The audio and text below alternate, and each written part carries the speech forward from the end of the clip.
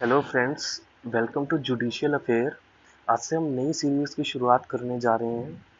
अब आज से हम क्या करेंगे कि जितने भी इम्पोर्टेंट लीगल अपडेट्स हैं, जो न्यूज़ हैं, जो हमारे एग्ज़ाम पर्सपेक्टिव से इम्पोर्टेंट है, जो लाइव लॉ में काफ़ी आर्टिकल दिए जाते हैं वो समझ में नहीं आते हैं, तो वो हम डिस्कस किया करेंगे ताकि कॉम्प्रिहेंसली हम उसे डिस्कस कर सकें और क्या कहना चाह रहे हैं बेसिकली वो हम समझ सकें।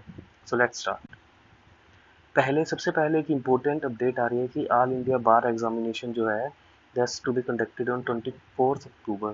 तो ये नोट कर लेना और जो भी इस एग्ज़ाम को दे रहे हैं अकॉर्डिंगली अपनी प्रिपरेशन को स्टार्ट करते हैं। ये एक आर्टिकल है जिसमें हमारे जो अटॉर्नी जनरल हैं के वेणुगोपाल जी, उन्होंने कहा है कि जुडिशरी जो है वेरी स्ट्रॉन्ग हो चुकी है। अब नोट कंसर्न कि गवर्नमेंट क्या थी, क्या सोच रही है, क्या फील कर रही है। एग्जाम पर्सपेक्टिव से इतना इम्पोर्टेंट नहीं है। जो मेन चीज़ हमें याद रखनी है कि जो अटॉर्नी जनरल हैं वो हमारे आर्टिकल 76 में डिफाइन है हमारी इंडियन कॉन्स्टिट्यूशन में, और हमारे जो करंट अटॉर्नी जनरल है वो 15 अटॉर्नी जनरल हैं, और उनका नाम क्या है? उनका नाम है के वेणुगोपाल। बस इतना हमें याद रखना है, इससे ज़्यादा कुछ इम्पोर्टेंट नहीं है इसमें। ये एक थोड़ा सा कंफ्यूजिंग कह सकते हैं और काफ़ी लोगों को इसके बारे में नहीं पता होगा सरफेसी एक्ट क्या है और इसमें बेसिकली क्या कहना चाह रहा है। तो पूरा मामला क्या है हम डिटेल में डिस्कस करेंगे। इसमें क्या था, अब जो कोर्ट का ऑर्डर है वो क्या है कि a tenant in sufferance not entitled to any protection of rent act against SARFAESI proceeding, Supreme Court ने कहा है। और सबसे पहले हमें ये समझना पड़ेगा टेनेंट इन सफरेंस क्या है, फिर ये देखना पड़ेगा सरफेसी प्रोसीडिंग क्या होती है और रेंट एक्ट क्या है, क्या प्रोविजन है। हम डिटेल में इसे समझते हैं। देखिए, सरफेसी एक्ट जो है वो 2002 में लाया गया था। ये बेसिकली क्या था कि जैसे एग्जांपल के तौर पे, जस्ट अ सेकेंड, जी हाँ, एग्जांपल के तौर पे आप समझ लीजिए कि ए पर्सन है कोई, उसने जो है वो किसी बैंक से लोन लिया है। ठीक है, उसने बैंक से लोन लिया है ए पर्सन ने।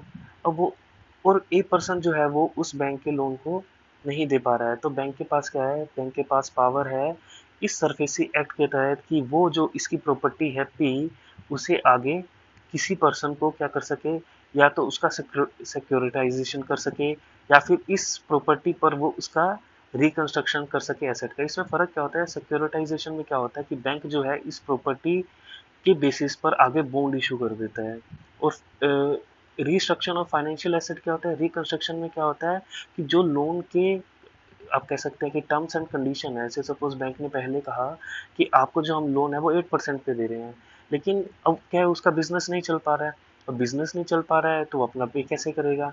तो फिर बैंक क्या कहता है कि चलो कोई बात नहीं, आप 8% पे नहीं, आप हमें 6% से जो है हमारा लोन लोन रीपे कर देना, और जो आपको लोन रीपे है पहले 5 साल में करना था, अब 8 साल में कर देना है। तो उन्होंने क्या कर दिया कि टर्म्स जो है वो ईजी कर दिए हैं।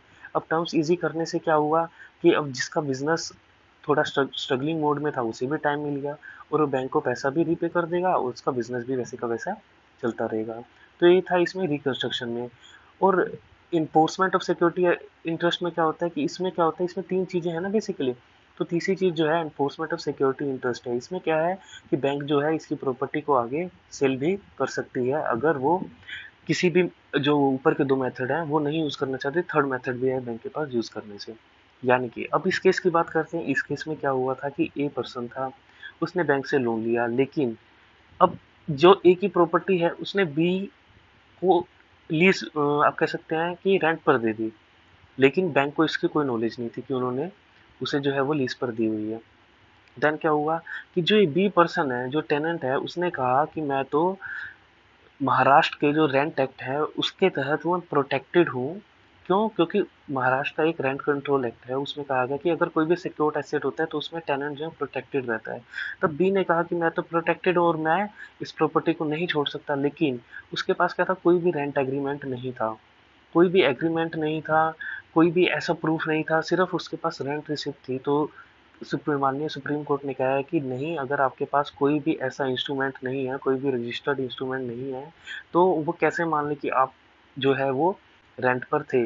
और मोर ओवर, अगर जैसे बैंक ने जो है 2013 में जो है ये जो अपना प्रोसेस जो है वो स्टार्ट कर दिया था, लेकिन उसमें क्या होता है कि अगर से सपोज कि बैंक ने जो कुछ प्रोसेस इनिशिएट कर दिया है, तो जो ओनर था उस टाइम पर, जो ए था, अगर वो आगे लीज पर देता भी है तो उसे बैंक से परमिशन लेनी होती है। यस, उसे रिटर्न में देना होता है कि मैं अभी जो ये प्रॉपर्टी है वो लीज पर दे रहा हूँ या रेंट पर दे रहा हूँ।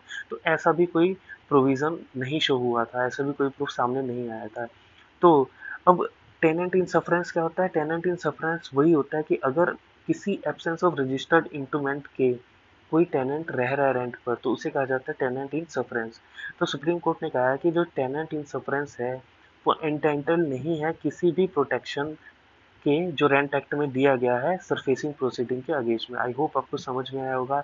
इसमें क्या था, बैंक ने ए से प्रॉपर्टी ए की किसी प्रॉपर्टी के बिहाफ पे उन्हें लोन दिया था, लेकिन ए ने आगे फर्दर जो है वो रेंट पर दी हुई थी। लेकिन अब बी ने केस किया कि भाई मैं तो टेनेंट इन सफरेंस हूँ और मैं जो हूँ सिक्योर्ड एसेट के बेसिस पे मुझे जो है प्रॉपर्टी का जो कह सकते हैं कि प्रॉपर्टी के ऊपर मेरा भी हक है और मैं इस प्रॉपर्टी को नहीं छोड़ सकता। लेकिन सुप्रीम कोर्ट ने ये मना कर दिया। आई होप आपको समझ में आया होगा इस पूरे के पूरे एक्ट में क्या हुआ था। जो नेक्स्ट जो है कि नेशनल लेवल, एक्चुअली ये आपको केस पता होगा कि कुछ दिन पहले जो एडीजे थे धनबाद के झारखंड के, उनका जो है आपकी वायरल वीडियो हुई थी जिसमें जो एक व्हीकल है वो टकरा के सीधा आगे जा रहा था और इसमें ये उनकी मौत हो गई थी।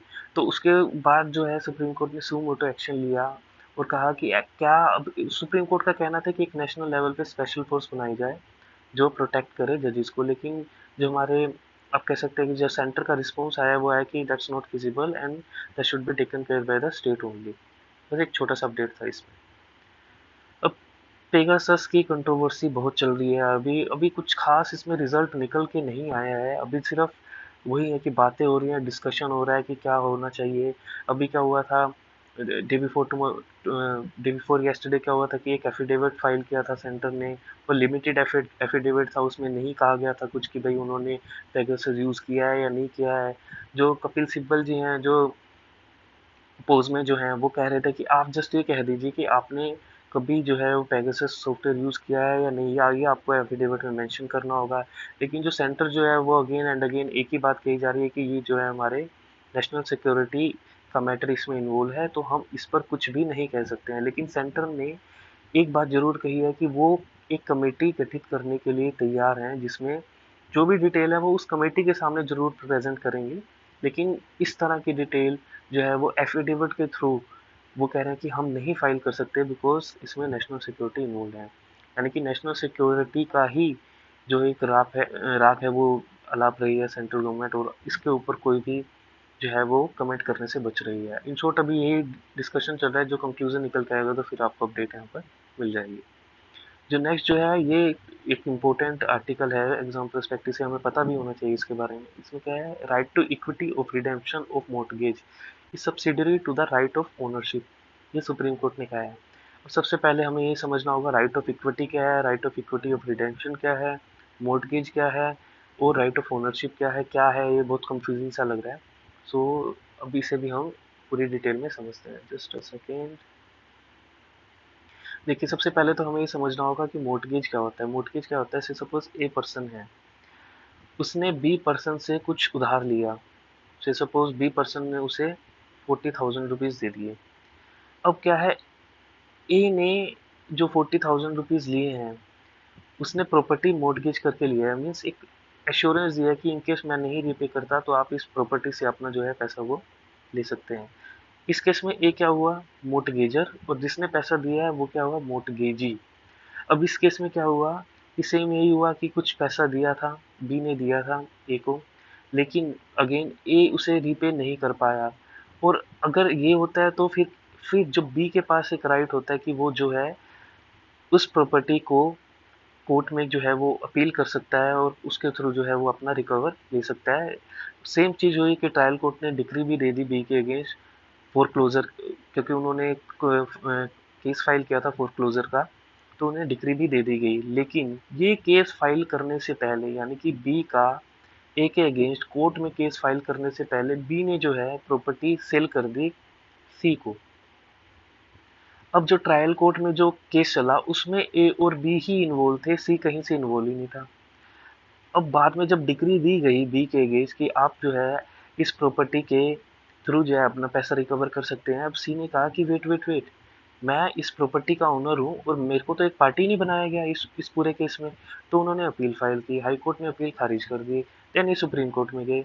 सुप्रीम कोर्ट ने कहा कि क्योंकि अब जो सी जो है वो ओनर हो गया है इस प्रॉपर्टी का, तो इसका जो राइट ऑफ रिडेम्पशन राइट तो बनता है। और मोर ओवर सेक्टर जो सेक्शन 59A है, उसमें ये कहा गया, हम डिस्कस करेंगे उसमें क्या कहा गया बेसिकली, और सेक्शन 60 को भी हम थोड़ा सा टच करेंगे। तो more over section section 59A में भी कहा गया है, आप देख सकते हैं यहाँ पे, जस्ट अ सेकेंड। 59 में कहा गया है कि अगर आप कभी भी, unless otherwise expressly provided reference in this chapter to the mortgagee, the mortgage shall be deemed to include reference to the person involved, title from them respectively। Means अगर हमें, मतलब जिस भी पार्टी का इंटरेस्ट रहेगा, उस जिस भी पार्टी का इंटरेस्ट होगा उस प्रॉपर्टी में, हमें उसे इन्फॉर्म करना होगा, ये कहा गया है, उसे इंक्लूड करना होगा, ये कहा गया है। और सेक्शन 60 क्या कहता है, सेक्शन 60 क्या कहता है कि जो मोर्टगेजर है, उस जो मोर्टगेजर है उसका राइट है अपनी प्रॉपर्टी रिडीम कराने का, यानी कि ये एक एब्सोल्यूट राइट है। अगर हम कोई कॉन्ट्रैक्ट भी कर लेते हैं, सपोज ये जो मोर्टगेजर है और जो मोर्टगेजी है, उन्होंने कॉन्ट्रैक्ट कर लिया कि आप जो है, जो मोर्टगेजी ने कहा कि, मोर्टगेजी ने कहा मोर्टगेजर को, यानी कि उस पर्सन ने जिसने पैसे दिए थे, उसने कहा, जिसको दिए थे यानी कि जिसकी प्रॉपर्टी उन्होंने गिरवी रखी थी, उसे कहा कि आप, उन्होंने कॉन्ट्रैक्ट कर लिया कि आप फ्यूचर में कभी नहीं कहोगे कि आपकी प्रॉपर्टी जो है मेरे पास है और मैं जो है उसे रिडीम कराना चाहता हूँ, कभी नहीं कहेंगे, ऐसा कॉन्ट्रैक्ट कर लिया, तो ये कॉन्ट्रैक्ट भी नल एंड वॉइड होगा। ये एक एब्सोल्यूट राइट है किसका, ओनर का, कि वो अपनी प्रॉपर्टी जो है वो रिडीम कर सकता है। आई होप आपको समझ में आया होगा कि सेक्शन 60 यही कहता है कि राइट ऑफ रिडम्पशन जो है वो कर सकता है ओनर, मोर्टगेजर, ओनर नहीं, मोर्टगेजर, वो एक ही होती है लेकिन थोड़ा टर्म्स डिफरेंट हो जाती है।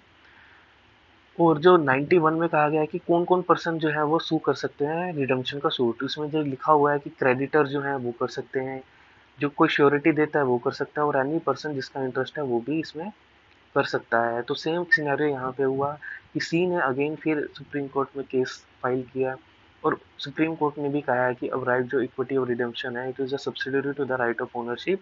और इसके अकॉर्डिंगली अब क्या हुआ है कि सी को जो है एक पार्टी बनाया गया है फॉर, और वापिस से अब सी का जो है वो से है इस प्रॉपर्टी की डील पर, यानी कि जो सी का जो राइट अभी पहले जो वो हो गया था, अब वो वापस से सी जो है अपनी प्रॉपर्टी को, यानी कुछ अमाउंट जो है वो रिकवर कर सकता है, वो भी एक पार्टी है। आई होप इस केस में जो है वो समझ आया होगा। यही एक इम्पोर्टेंट अपडेट थी जो 17 अगस्त को जो जितने भी आर्टिकल आए थे लाइव में, तो उसको हमने एक कॉम्प्रिहेंसिवली डिस्कस किया। आई होप आपको समझ आ गया। इनकेस अगर आपको कोई भी डाउट है तो आप कमेंट सेक्शन में लिख सकते हैं, अपना सजेशन दे सकते हैं, बिकॉज ये हमारा नया चैनल है तो डेफिनेटली इम्प्रूवमेंट का स्कोप बहुत ज़्यादा है, लेकिन वी आर ऑलवेज देयर। तो हम डेफिनेटली इम्प्रूव करेंगे और बेस्ट से बेस्ट नॉलेज आपके साथ शेयर करेंगे। So thanks for watching and जय हिंद।